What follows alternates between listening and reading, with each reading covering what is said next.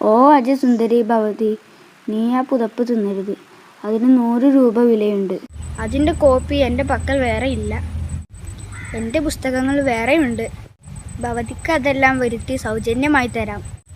ഉമ്മ, ആരുടേതാണ് ഈ ആട്?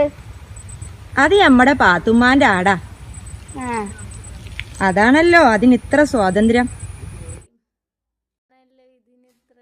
എന്റെ ആടിന് നിങ്ങൾ ആരെങ്കിലും കഞ്ഞിവെള്ളം കൊടുത്തോ?